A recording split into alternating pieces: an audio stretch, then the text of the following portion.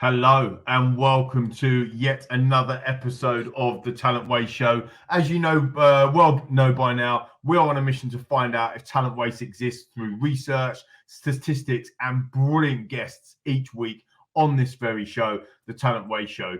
And as I've been banging my drum and banging the talent waste drum for a while, you'll now know that talent waste affects organizations across all industries. It occurs when an employee leaves an organization prematurely due to that business not being able to retain them.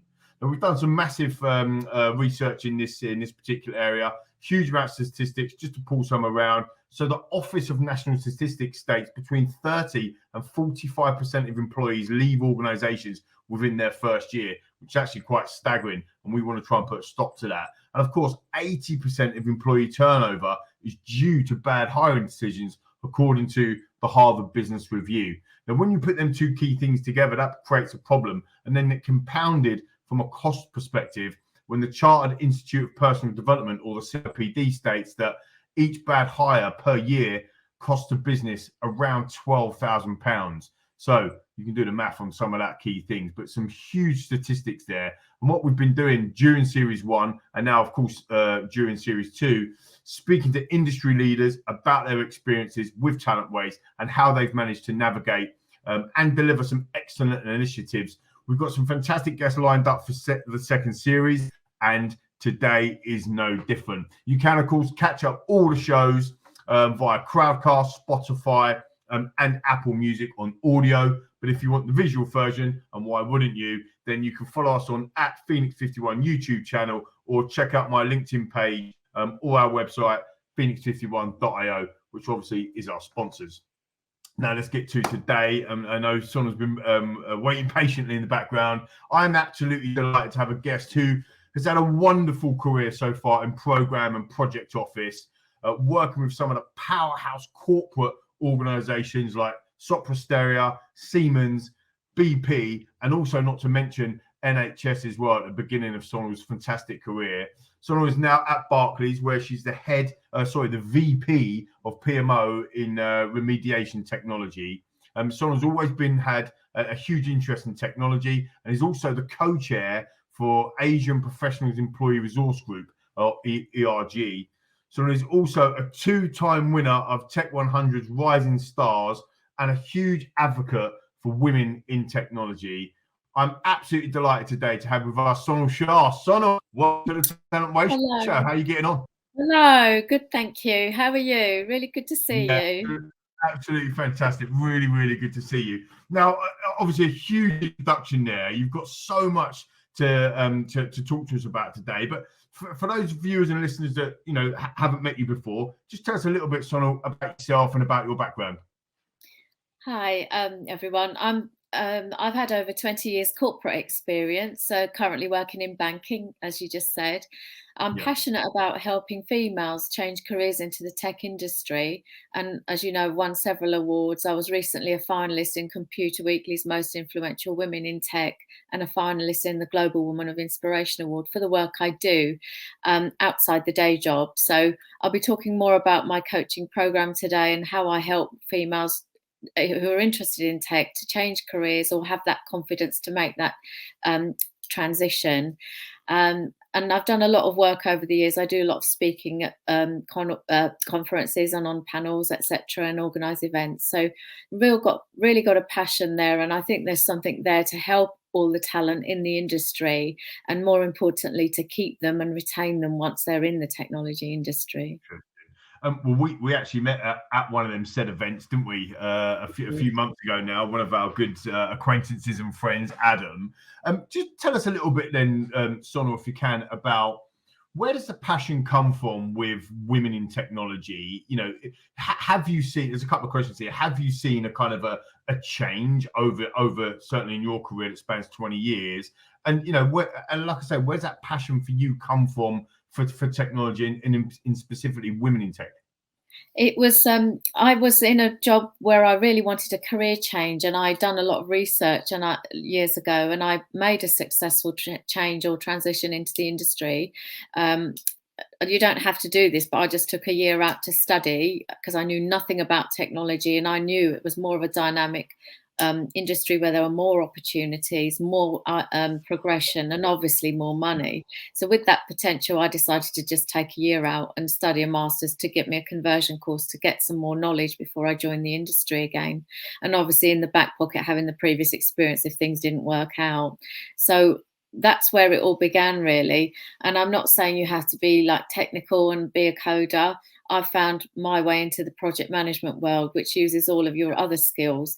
So, technology touches every part of our lives. So the passion was started when I changed, and then I realized there was just hardly any females in the industry, just like in banking where where it's known to be male dominated, but more so in the technology industry. Currently only around 19% of females are in the industry. We've got a lot of work to do to help businesses encourage and retain them when they're there. So I just feel there's a lot to be done, and so important to have that diversity of thought. Obviously, we're having so many programs developed and built, but you need that diversity behind the scenes doing all of the development. Otherwise, like years ago when the seatbelt was introduced in the cars, they'd just mirrored it on an average male. And of course, if a female was involved in an accident, they're more likely 45% more chances of having serious accident or injuries from the seatbelt not fitting properly until they sorted it out. So there's lots of examples like that with our technology, and it is so fundamental to every business to have that diversity. Completely. And you talk about diversity of mind, that thought process, that actually thinking about it from a different angle, what is kind of how I would look at it. So like obviously I'm a man, so I look at things probably through a man's a male lens, and actually how important is it to have different lenses. And when we talk about diversity, it's not just about male and female, it's about diversity of mind as well. Different cultures and different mindsets, right? So talk to me a little bit about how you look at that in certainly in some of your teams and what you're doing from a coaching point of view as well now. You do have to have that real breadth of thought with male, female, disabilities. We get biases from people as well, and we've all got them, the blind spots, and it's good to have that human factor and conversations with people to open up your awareness and have awareness of your own biases. Because when we're in particular interviewing or looking at candidates or looking at CVs, I strongly believe, and there's a lot of work started now currently with looking at job descriptions and wording them in a way that they're more appealing to everybody, not just one kind of human factor or male factor, if you like, or whatever it might be, to be more inclusive, so people with disabilities or any kind of neuro issues or whatever it might be, become more neurodiverse, right? Sorry, neurodiverse is what I was trying to remember. Yeah. And we have to just take account of all of these things when we're advertising, right from square one, right the way through the whole process of recruitment, and obviously the online tools. That it's just so important to get it right, and even more so, I think these days with artificial intelligence, etc. It's a real key thing with everything we do. We need more diverse thought into putting into these applications. And obviously companies will be more competitive and more, better for it in more meaningful ways as well. Yeah, no, for sure. You mentioned, let's touch on this. You mentioned there the recruitment part, and actually quite interestingly, obviously, my background, and most of the viewers and listeners know my background. I've got 22 years now of recruitment experience, but obviously now in a tech platform space within that HR tech, recruitment tech space. And one of the things that always strikes me about when I speak to, leaders and industry experts like yourself, or on this very podcast, or kind of in my day job myself, is that there's so much need for good people coming into the business, or, as what's the buzzword at the moment, the war on talent, or whatever you want to call it. Absolutely. Globally. There's so much need for good people coming into the business, yet we as an industry, or as organizations, mostly still use things that are 40, 50, 60 years out of date, like the CV, for example, that you touched upon. I mean, how is it possible to kind of start to drive interest from women in technology, or females in technology. I think you said 19% of the tech industry is made up of females. How do we start to get more people in through the door when we're still using traditional methods that are outdated? We do need to start a lot younger in the schools to really teach them. It does start from a very young age, but where we've missed that pool, if you like, for mid-careers or people in careers now currently, I think, being online a lot more, the use of LinkedIn instead of CVs, you really show yourself out there, brand yourself out there.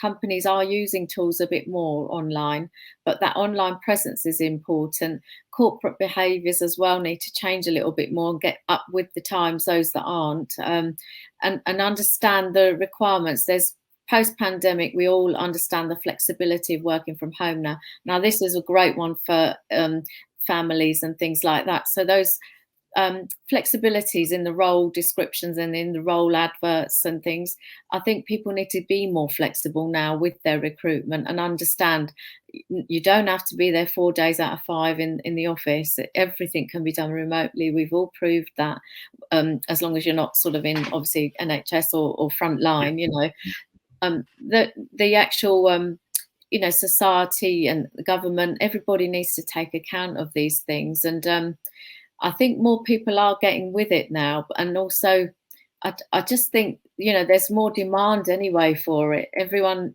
doesn't want to be doing the commute anymore. We've got to have a bigger balance in work life anyway. So there's all of those areas to kind of look at. And in turn, I think people are more demanding anyway when they're looking at jobs before they even apply for them. So you could be missing a whole talent pool there, like returners to work from the females. I like to work with a lot of them as well. Real key workforce, and we're missing them. You could, the technology jobs are there for them, all for the taking. Lots of skills I try to teach from parallel skills, what they could offer. Just because they haven't got a tech degree or something, that doesn't mean they can't apply. There's a lot of requirement now, and for upskilling, everyone should be open to upskilling people. We need to help these people. No, I completely agree. The return to work piece is really interesting. My wife, we've got 3 children. In fact, I was going to say she had to return to work 3 times. It was actually only twice because we ended up having twins the second time around. So it was only return to work twice. But I did see a big change in how she felt she needed to be able to go back in order to stay on a level playing field with her kind of male colleagues. And this is just an observation from me as somebody that obviously our husband and somebody loves her, just looking at not from a professional standpoint, just from a personal standpoint. Do you think that's difficult for women? Because nowadays men can it's more, should I say, acceptable in society for men to stay at home and women to go back. But at the end of the day, women still have to take some time out in order to have a baby, right? Of course they do. Have you seen a shift in mentality in businesses, Sonal, or is it still kind of a lot of work to do to get to that point? I think there's the companies, there has been a shift, but there's still a lot more to do. There are some good companies out there that really embrace this and help people coming back and really are flexible, but there's some companies who are still catching up a bit. And I think managers are really, we need to hold them to account, not just the senior level, it's the mid-management that really, we need more awareness of what the requirements are and have those open conversations so that the awareness increases of how to deal with certain things. Because just because you're working from home, you should be able to still be valued, and it's harder to promote yourself, but there are ways when you're online and things. But like, just for example, the usual conversations that people might go out for a drink after work, but then are you considering your whole inclusive workforce? Are you being inclusive with all of your workforce? Because some of them have commitments, they've got to rush home to collect the kids, for example. We have to be really more awareness, I'd say, a lot more discussions and almost in-house training and awareness modules of self-development or whatever it might be, mandatory modules to be aware of the the job shares and the way that we work flexibly, taking account of who's in your team, get those preferences for everybody, not just be the usual, let's go to the pub on Friday evening when not everyone can join you, change it to a lunch hour. We've all heard these things before, but I do think that sometimes middle managers need to be aware of it, especially where there's more male-dominated industries out there. I think some of the big corporates are definitely a lot better. Still a way to go with I mean, it's good to see men have paternity leave now. We've made big leaps and changes, but to embed this culture takes time.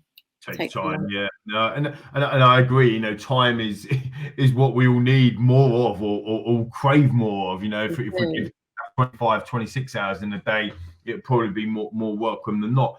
Again, just touch on a thing that you mentioned there. I personally think, I don't know, I'd love to get your views, Sonal. COVID and the lockdown piece really started to teach us something different. About almost empathizing or seeing it from different people's viewpoints.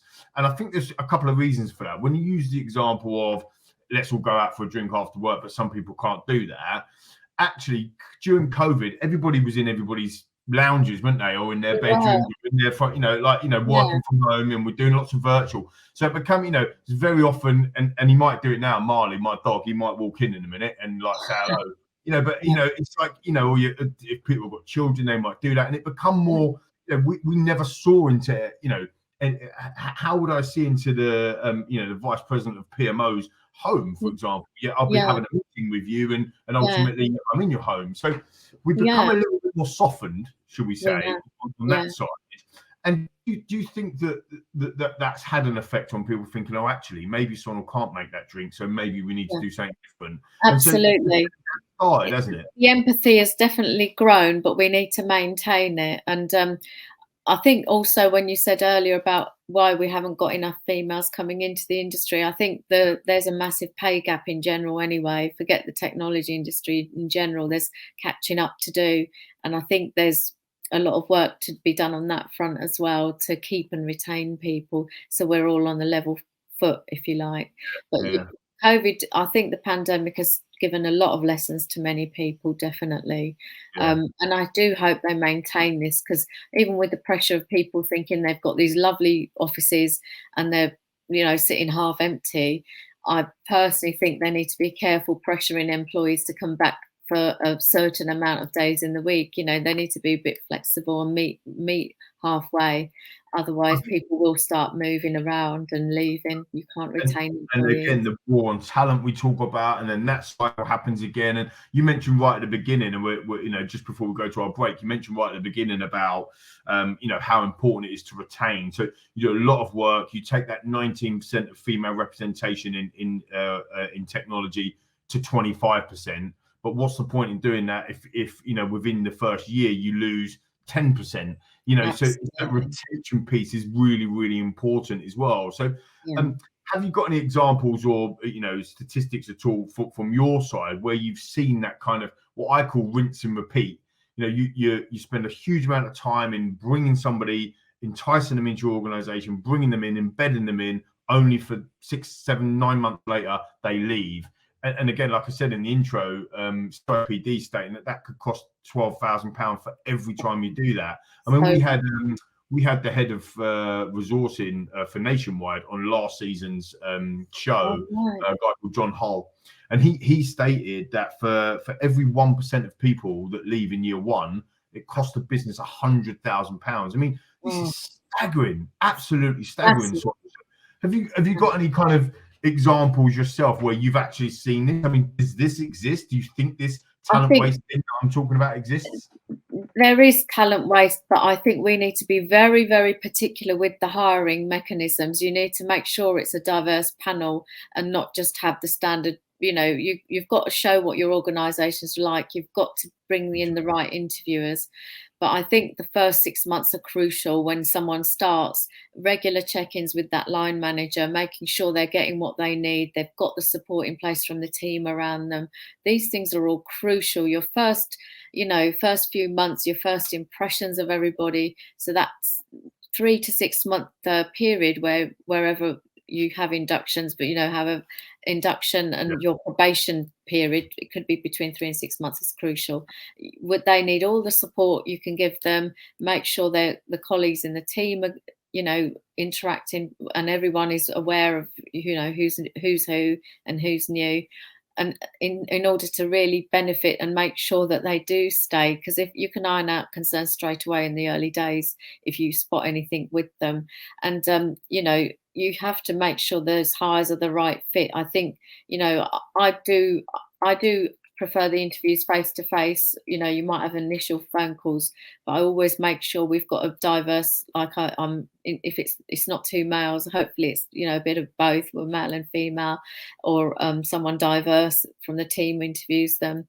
And I use emotional intelligence. I just make sure I see the candidate, read the body language, recognize key things to ask them, because CVs, this is a very common problem. You get them in front of you, they're very different to their CV. And these days, somehow that seems to be happening a lot. So we need to really, really hone in on those interviews and be sure and make sure you go for a second round with the right people as well. And sometimes it's really interesting. I mean, I completely agree that the emotional, the EQ part, and actually really understanding that is this.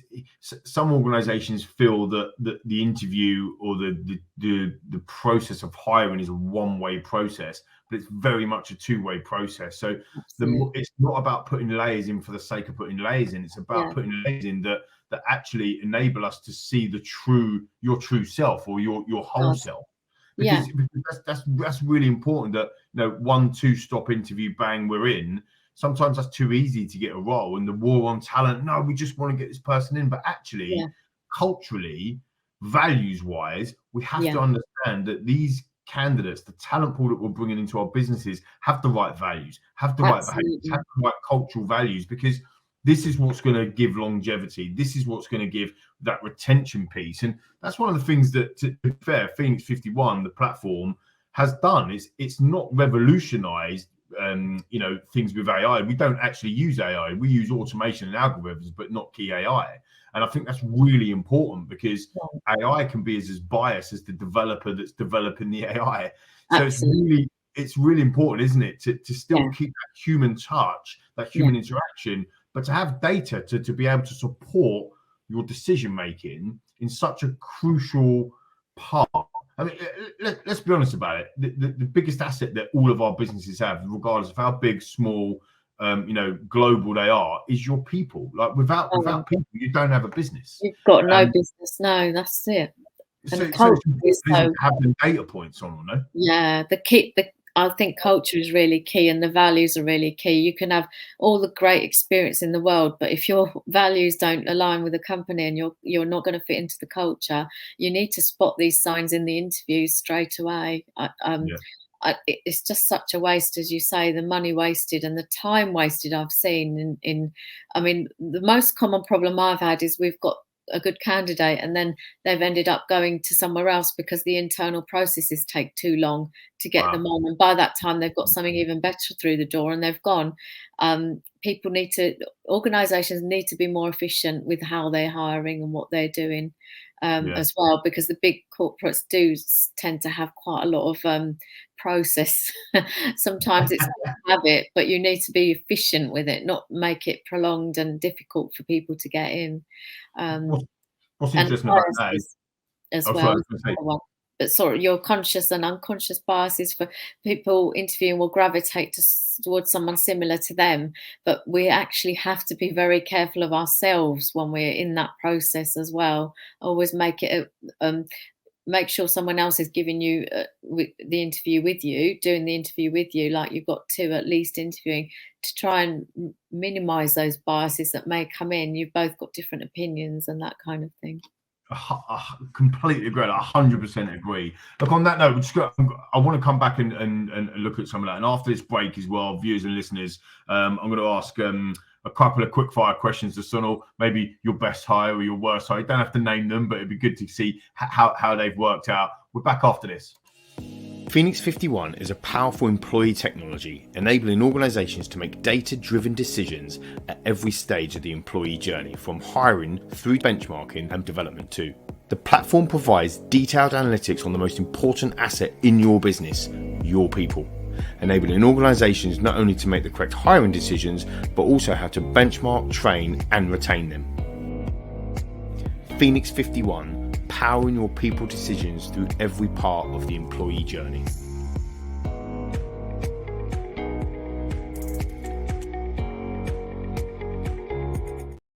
And we're back, and nice little plug there from the channel sponsors, of course, Phoenix51. So before the break, we were talking about kind of how important it is to get to kind of draw down a little bit into that diversity of mind piece. So whether or not it's myself and you interviewing a new person coming in, I get the kind of, if you like, the Lee McQueen view. They also get the Sonal Shah view, and then we can see, and actually, again, coming back to that commonality or that common point of values and behaviors. I've always found that if we hire people based on our own image, or hire people based on a piece of paper or CV or what they've said that they can do, inevitably it doesn't go very well. But if you hire based on values, competencies, behaviors, inevitably it goes a lot better. I mean, 80 to 85% year one retention from a values, competency based interview process or assessment process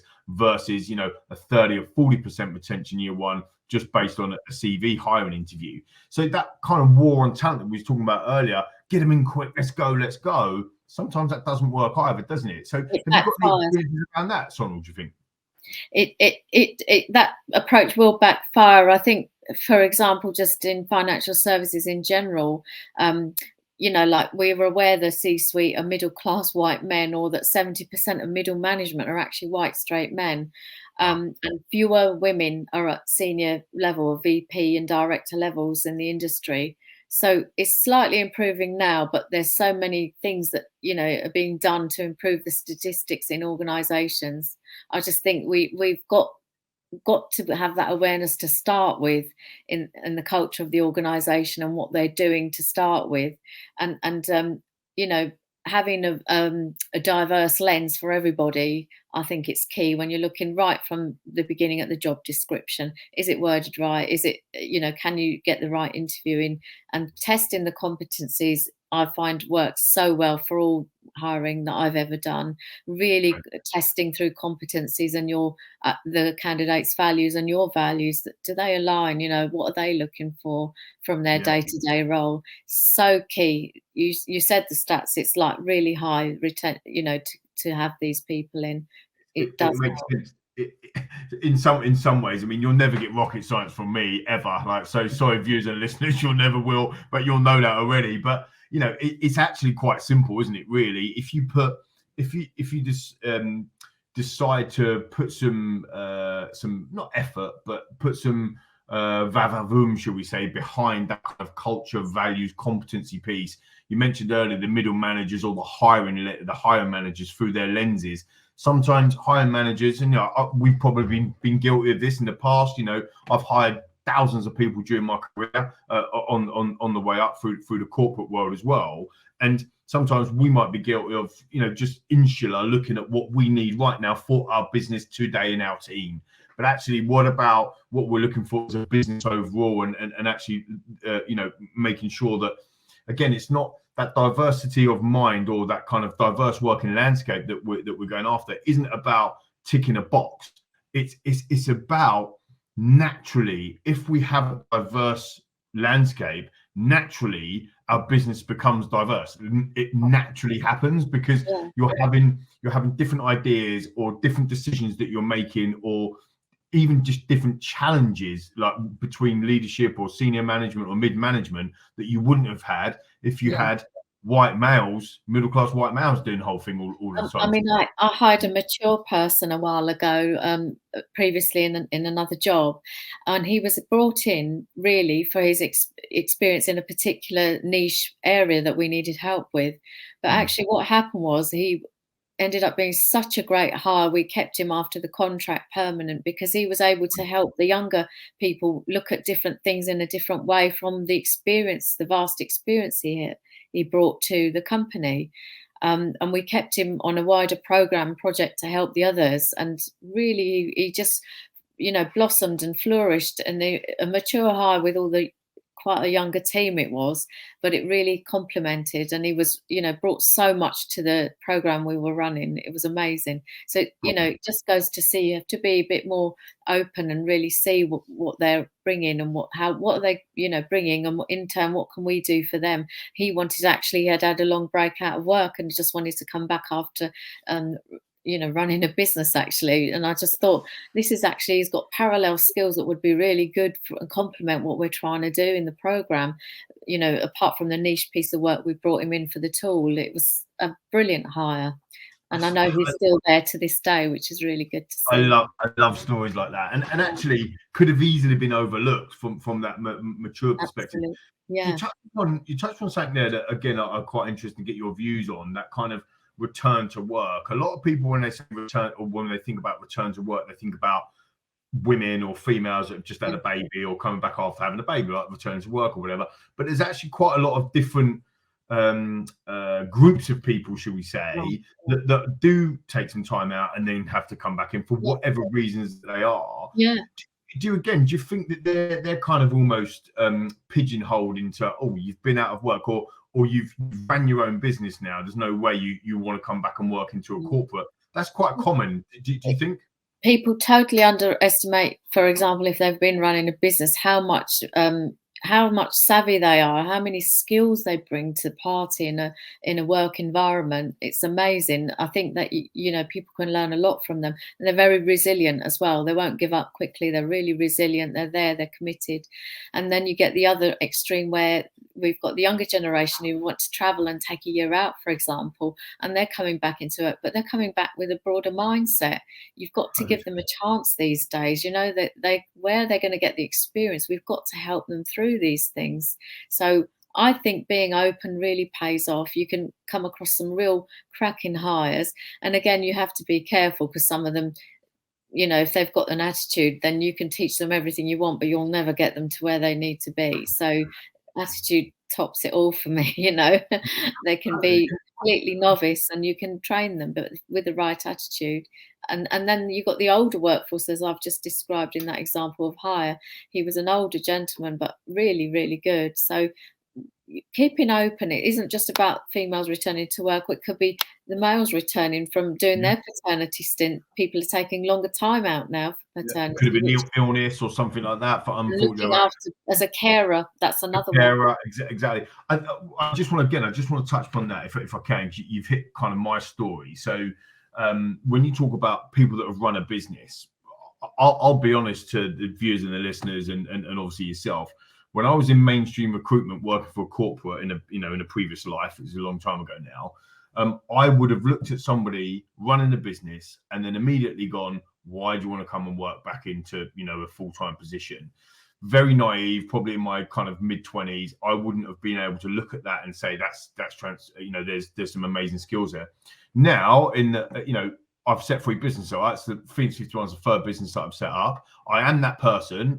I'm not looking for a perm job, anyone, by the way. I'm very happy and successful with Phoenix. But my point being is that the amount that I've learned just in the last 2 years of setting Phoenix up, regardless of what I've done, the 2 businesses previous to that, is just unimaginable. Sonal, I've learned so much in the last 2 years. But actually, as a business owner, what I've learned over them kind of, how long have we been running the business now? Since 11 years, 11, 12 years. Is unbelievable. And I have a completely different mindset now. If I was to go back into a corporate organization, I was a managing director of a corporate division before I went on the Apprentice. But if I would go back to that role now, I would make completely different decisions for the better for that organization. Yes, so I totally agree with you that when you're switched off to learning, that's the point where I don't think you're horrible anymore, regardless of however old you are, young you are, whatever. When you're switched off, when you're consistently wanting to learn, wanting to find out new things, self-development, that for me is the bit. And again, that comes back down to a key word that you said earlier, which is attitude. Regardless of how old you are, how experienced you are, attitude is key. I could be really arrogant, like for the stuff that I've already done, similar to you, very successful. You could be pretty arrogant, but you're continually looking to learn and improve. that's what makes us different, and that's what makes us, I suppose, stand out. And that's the same for the talent, isn't it, that we're bringing in? It's having a growth mindset, we call it. Like growth. Really, it's amazing that, and the business people, like you said, if you were to come back, you'd be questioning asking all the right questions for the senior management straight away, like knocking things off. Amazing being a business owner, and like you say, mindset is everything.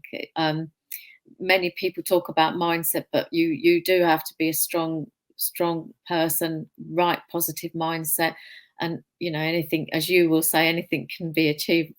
You've achieved so much through your whole business life. Yeah, no, I mean, no, I appreciate that. Let's talk about you in terms of achieving them, because so have you. You've done amazing. You're a 2 times Rising Stars Tech 100 winner. You're doing a lot of work, as we talked about, women in tech and diversity and that type of piece. Lots of coaching and mentoring as well. But I want to also touch upon that you're the co-chair, aren't you, for the Employee Resource Group, Asian Professionals Employee Resource Group, sorry. So the ERG. Talk to us a little bit about that, how you got involved in that, and what that kind of looks like. So for employee resource groups, most corporates will have them now, and I think it's a good chance to do a lot more networking, and it's outside your day job. So you increase your network within your company, and I organise lots of events. You hold talks, you interview maybe the MDs, and topical things about careers, for example. What are the challenges? Recently, I held a woman of colour in tech panel event with an MD and an external lady. I invited her in to talk about the challenges, how they've climbed the career ladder, what the issues are, because they face totally different issues to other people, and shared lots of common things as well. And it enriches your working life in the corporate life as well, for all the people that attend and take the interest, and it gives you a different dynamic outside your day job. So it's important to do a bit more. Ever since I joined, like the company I'm at now, I just joined some of the ERG, the employee resource groups or networks they used to be called, and it's amazing. Your circle, your network widens, your knowledge widens. You may even go for an internal role, and you may already know some of the people. All of these things that help, it's all good. So is that at your some of your workplaces, or is that an independent piece? Because I think that's an amazing initiative. I do external work as well, a lot, and internal. So I do a lot of things externally. I'm a member of We Are the City Tech Network, which is a good one. I myself am a founder of She Chose Tech, which I help through coaching. I help females rise in the corporate career or change careers into technology. I do speaking as well at conferences, and I've been invited by like-minded females to go on a careers summit, and I was on a careers panel for them in the summer.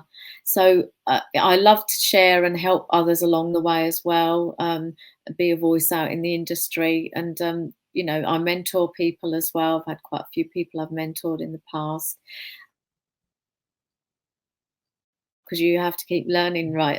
As a businessman, I'm sure you also do. The growth mindset, as you're talking about.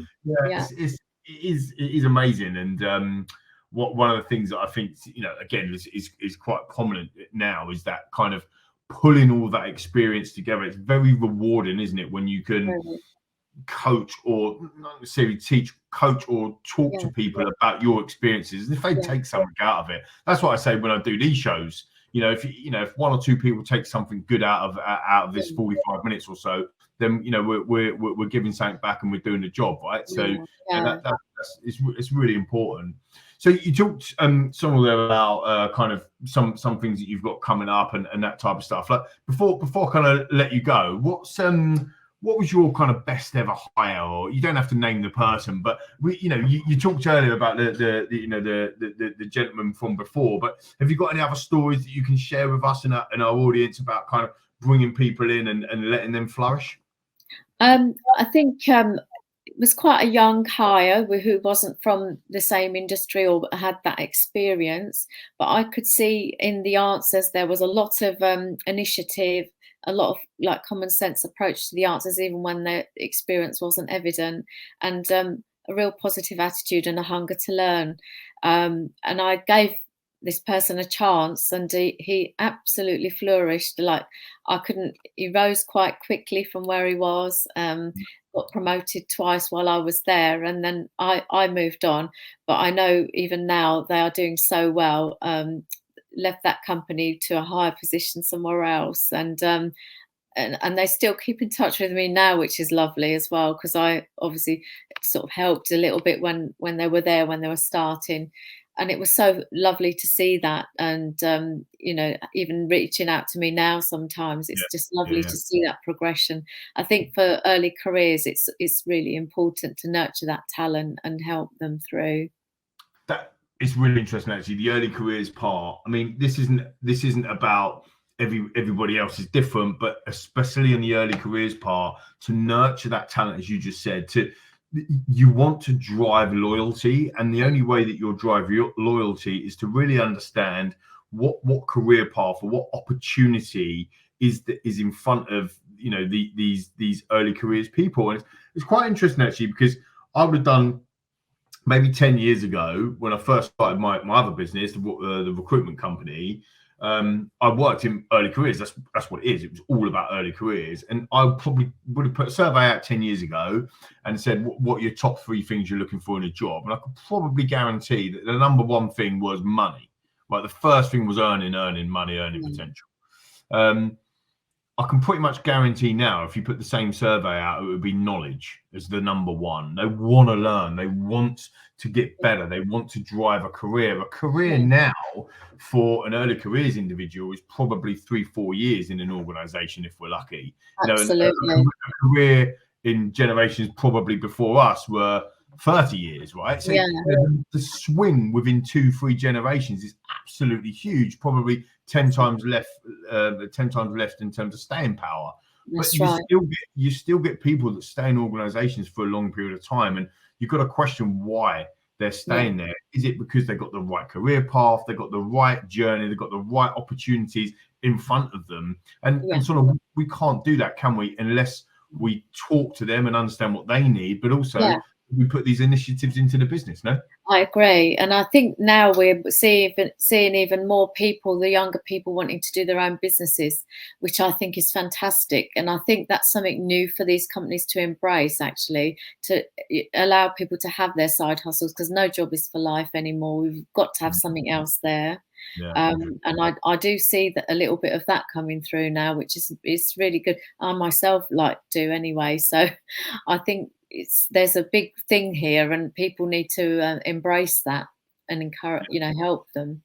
It would be the difference. We talked about, probably it's the third time bringing up, that war on talent, and people think, financial services, they've just got war on talent within financial services, or media just within media. But that's not actually the case. The war on talent is everybody, because especially in that early careers point, that that you don't have to. There's a lot of businesses now. Again, we're talking about diversity of mind, and kind of man and female, and kind of smaller ethnicities or whatever. But actually, for me, I look at that diversity piece as degree and non-degree. Absolutely. So actually, how many people are we missing out on when we're just looking for graduates? We're fishing in the graduate pool, when actually we could be fishing in the wider pool. And actually, that hunger, that attitude, that determination piece comes from graduates. Of course it does, but it also comes from non-graduates as well. And actually, are we open to, there's still businesses that will only take on talent, I think it's really sad. Sorry to interrupt. I think that's really sad, because I do feel very strongly about that, especially within certain industries where they're looking for the Oxford or Cambridge or whatever it might be grads. We are really missing a trick here. If they look at equity, everyone should be on a level playing field to start with. So the deprived communities, there's a lot of outreach programs happening now, especially within banking, where they are actually going out to look for people that wouldn't normally have the chance, and they've got just the same skills and knowledge or capabilities, or abilities rather, to perform well in those jobs. So they, it is nice to see that widening out, but it's still I think it's still early. They need to do a lot more, but it's nice to see it happening. Yeah, no, I completely agree. Well, look, time has got us. We talked about time earlier, if we could have more of it, and time has actually got us. But before I let you go, Son, it's been absolutely fantastic episode. But before I let you go, is there any kind of tips that you would like to share with our listeners and our viewers? What maybe you think is on the horizon for 2023, things to look out for, or anything like that? I think there needs to be a lot more transparency for companies, such as salaries of staff. Data is going to be everywhere. We all know data is a big thing. So employers need to be a lot more open about the salaries, and, otherwise they'll risk not attracting the right talent, the right staff to them, or people leaving, as we've already talked about, because they won't see the remuneration being equitable for the same work. I think people need to be, a lot more open to the technology. I think that a lot of jobs will be taken over by technology, but move with the times and learn, to widen your skills. I think, analytics, the way that things happen, I think people need to be more flexible within their career paths as well, based on their own goals and their interest areas. And then, exercise with caution, make sure you still have that human factor in everything, and conversations with line managers and employees must, take place aside from all that technology and the rapid development in tools as well. Yeah, I absolutely agree. I think one of the key takeaways, there's lots for me to take away personally and for our viewers and listeners, but one of the key things is that thinking about that diversity of mind, or thinking about it from other people's point of views, which is really on a human level, that should just be so natural. And why wouldn't you do that? But actually, sometimes we forget in the hustle and bustle in the world that we work and we live in, that gets overlooked. And actually, that is a key point for us moving forward and changing the kind of the norm. So the norm, just because it's the norm, it doesn't mean to say that we like the norm. And actually, let's continue banging that drum to change it. Sonal, you've been absolutely fantastic. Where can our viewers and listeners find you? She Chose Tech, the coaching stuff that you're doing. Where can they find you? Got a website? I'm on Instagram as the business one is She Chose Tech, or at Sonal Tech for the personal Instagram. I'm on LinkedIn as well. So if you want to know more, please do message me on LinkedIn. And it's been lovely to talk to you. Thank you.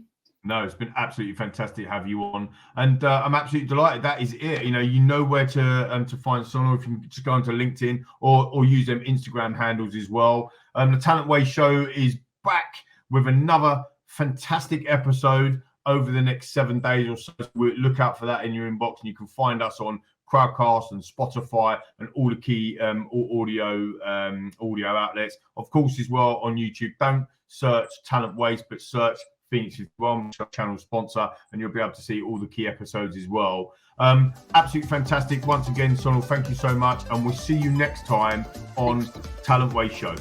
Thank you very much.